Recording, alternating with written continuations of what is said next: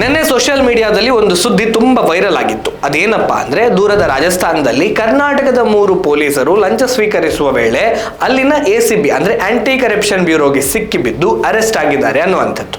ಬೆಂಗಳೂರಿನಲ್ಲಿ ದಾಖಲಾಗಿದ್ದಂತಹ ವರದಕ್ಷಿಣೆ ಕಿರುಕುಳ ಪ್ರಕರಣವೊಂದರಲ್ಲಿ ಆರೋಪಿಯಿಂದ ಲಂಚ ಸ್ವೀಕರಿಸುವ ವೇಳೆ ಬೆಂಗಳೂರಿನ PSI ಮತ್ತು 2 ಹೆಡ್ ಕಾನ್ಸ್ಟೇಬಲ್ಗಳು ರೆಡ್ ಹ್ಯಾಂಡ್ ಆಗಿ ಸಿಕ್ಕಿಬಿದ್ದಿದ್ದು ಈಗ ರಾಜಸ್ಥಾನದ ಜೈಲಿನಲ್ಲಿ ಕಂಬಿ ಎಣಿಸ್ತಾ ಇದ್ದಾರೆ.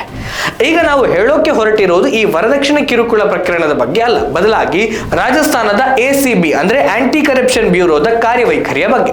ಹೌದು, ರಾಜಸ್ಥಾನದಲ್ಲಿ ಭಜನ್ ಲಾಲ್ ಶರ್ಮಾ ನೇತೃತ್ವದ ಬಿಜೆಪಿ ಸರ್ಕಾರ ಅಧಿಕಾರಕ್ಕೆ ಬಂದ ಬಳಿಕ ಅಲ್ಲಿನ ಸರ್ಕಾರ ಝೀರೋ ಟಾಲರೆನ್ಸ್ ಆನ್ ಕರಪ್ಷನ್ ಅನ್ನುವಂತಹ ನೀತಿಯನ್ನ ಕಟ್ಟುನಿಟ್ಟಾಗಿ ಜಾರಿಗೆ ತಂದಿದೆ.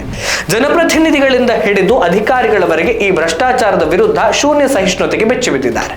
ಎಲ್ಲಿಯವರೆಗೆ ಅಂದ್ರೆ 2025ರಲ್ಲಿ ಜಾಲೋರ್ನಲ್ಲಿ ಸರ್ಕಾರಿ ವೈದ್ಯರೊಬ್ಬರು ಮೆಡಿಕಲ್ ಸರ್ಟಿಫಿಕೇಟ್ ನೀಡುವ ಸಲುವಾಗಿ ಕೇವಲ 2,000 ರೂಪಾಯಿ ಲಂಚ ಸ್ವೀಕರಿಸುವ ಸಮಯದಲ್ಲಿ ಎಸಿಬಿ ಬಂಧನ ಮಾಡಿತ್ತು. ಹಾಗೆಯೇ ಪ್ರಧಾನಮಂತ್ರಿ ಆವಾಸ್ ಯೋಜನೆಯ ಅಡಿಯಲ್ಲಿ 2 ನಿವೇಶನಗಳಿಗೆ ತಡೆಯಾಜ್ಞೆ ನೀಡುತ್ತೇನೆ ಎನ್ನುವಂತಹ ಭರವಸೆ ನೀಡಿ 2,75,000 ರೂಪಾಯಿ ಲಂಚ ಪಡೆದ ಸರ್ಕಾರಿ ನಿರೀಕ್ಷಕನನ್ನು ಕೂಡ ಅಲ್ಲಿನ ಎಸಿಬಿ ತನ್ನ ಬಲೆಗೆ ಕೆಳವಿತ್ತು. ಭ್ರಷ್ಟಾಚಾರದ ವಿರುದ್ಧ ಝೀರೋ ಟಾಲರೆನ್ಸ್ ಅಂದ್ರೆ ಝೀರೋ ಟಾಲರೆನ್ಸ್ ಅಷ್ಟೇ. ಜೂನ್ 1ನೇ ತಾರೀಕಿನಂದು ರಾಜಸ್ಥಾನದ ಭಜನ್ ಲಾಲ್ ಶರ್ಮಾ ಸರ್ಕಾರ ಪ್ರಕಟಣೆಯೊಂದನ್ನು ಹೊರಡಿಸುತ್ತೆ. ಅದರಲ್ಲಿ ಏನಿತ್ತು ಅಂದ್ರೆ, ರಾಜಸ್ಥಾನದ ಸರ್ಕಾರ ಬೇರೆ ಬೇರೆ ಭ್ರಷ್ಟಾಚಾರದ ಪ್ರಕರಣಗಳನ್ನ ಹೊಂದಿದ್ದ 20 ದೊಡ್ಡ ಸರ್ಕಾರಿ ಅಧಿಕಾರಿಗಳನ್ನ ಡಿಸ್ಮಿಸ್ ಅಂದ್ರೆ ವಜಾ ಮಾಡಿದೆ. ಅಂದ್ರೆ ಅವರಿನ್ನು ಪರ್ಮನೆಂಟ್ ಆಗಿ ಮನೆಯಲ್ಲಿ ಕುತ್ಕೊಳ್ಬೇಕು. ವೈದ್ಯಕೀಯ ಶಿಕ್ಷಣ, ಗಣಿಗಾರಿಕೆ ಮೊದಲಾದಂತಹ ಇಲಾಖೆಗಳಲ್ಲಿ ಕೆಲಸ ಮಾಡ್ತಾ ಇದ್ದಂತಹ ಒಟ್ಟು 332 ಸರ್ಕಾರಿ ಅಧಿಕಾರಿಗಳನ್ನ ಸಸ್ಪೆಂಡ್ ಅಂದ್ರೆ ಅಮಾನತು ಮಾಡಲಾಗಿದೆ. ಇಷ್ಟು ಮಾತ್ರ ಅಲ್ಲ, ವ್ಯಾಪಕ ಭ್ರಷ್ಟಾಚಾರ ಮಾಡಿ ಈಗ ಸಂತೃಪ್ತ ನಿವೃತ್ತಿ ಜೀವನವನ್ನು ಅನುಭವಿಸ್ತಾ ಇರುವಂತಹ ನಿವೃತ್ತ ಅಧಿಕಾರಿಗಳನ್ನು ಕೂಡ ಈ ಸರ್ಕಾರ ಬಿಟ್ಟಿಲ್ಲ.